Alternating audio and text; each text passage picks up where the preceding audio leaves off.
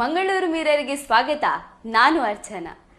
Bharat metro ರೈಲು ಸಂಚಾರ ವಿಭಾಗದಲ್ಲಿ ಹೊಸದೊಂದು ದಾಖಲೆ ಬರೆದಿದೆ.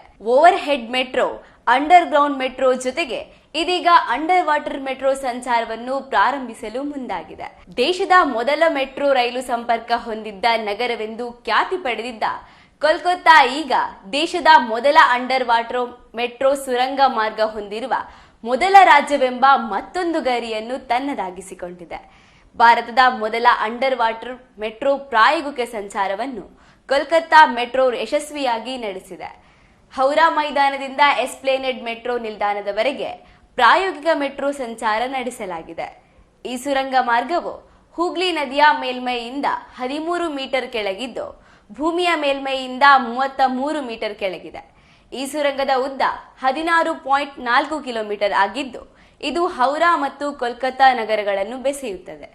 ಈ ಸುರಂಗ ನಿರ್ಮಾಣಕ್ಕಾಗಿ ಸುಮಾರು 9,000 ಕೋಟಿ ರೂಪಾಯಿ ವ್ಯಯಿಸಲಾಗಿದೆ.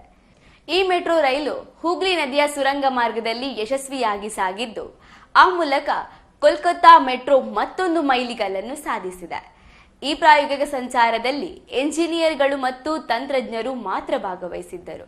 ಇದೊಂದು ಐತಿಹಾಸಿಕ ಕ್ಷಣವಾಗಿದೆ ಎಂದು ಕೋಲ್ಕತ್ತಾ ಮೆಟ್ರೋ ರೈಲ್ವೆ ನಿರ್ವಾಹಕ ಪಿ ಉದಯ್ ಕುಮಾರ್ ರೆಡ್ಡಿ ಸಂತಸ ವ್ಯಕ್ತಪಡಿಸಿದ್ದಾರೆ.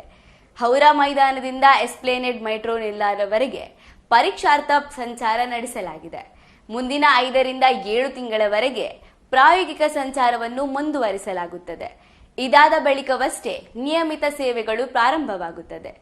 ಈ ಸುರಂಗ ಮಾರ್ಗ ನಿರ್ಮಾಣದಿಂದಾಗಿ ಹೌರಾ ಹಾಗೂ ಕೋಲ್ಕತ್ತಾ ನಡುವಿನ ಪ್ರಯಾಣ ಕೇವಲ 2.5 ನಿಮಿಷಗಳದ್ದಾಗಲಿದೆ. ಹಾಗಾಗಿ ಜನಸಾಮಾನ್ಯರಿಗೆ ಇದು ದೊಡ್ಡ ಮಟ್ಟದ ನೆರವು ನೀಡಲಿದೆ ಎಂದು ಹೇಳಲಾಗಿದೆ.